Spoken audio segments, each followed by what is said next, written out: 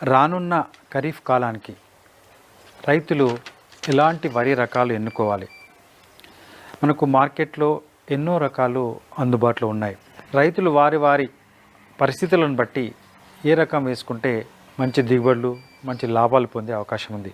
అయితే వరి రకాల విషయానికి వస్తే మనకు వివిధ కాల పరిమితుల్లో మనకు రకాలు అందుబాటులో ఉంటాయి. ముఖ్యంగా 3 కాల పరిమితుల్లో మనకు స్థూలంగా మనం చెప్పుకోవచ్చు. ముఖ్యంగా స్వల్పకాలిక రకాలు అంటే 4 నెలల్లో పంటకొచ్చే రకాలు, 120 రోజుల్లో కోతకొచ్చే రకాలు. తర్వాత మధ్యకాలిక రకాలు అంటే 130 నుంచి 135 రోజుల్లో కోతకొచ్చే రకాలు 4 నెలల 15 రోజుల్లో పంటకొస్తాయన్నమాట. అదేవిధంగా దీర్ఘకాలిక రకాలు అంటే 145 నుంచి 150 రోజులు, ఇవి మీకు 5 నెలల్లో పంటకొచ్చే రకాలు. ఇలా ఈ 3 కాల పరిమితుల్లో మనకు వివిధ రకాలు అందుబాటులో ఉంటాయి. అయితే రైతులు స్వల్పకాల రకాలు, మధ్యకాల రకాలు, దీర్ఘకాల రకాలు ఎప్పుడెప్పుడు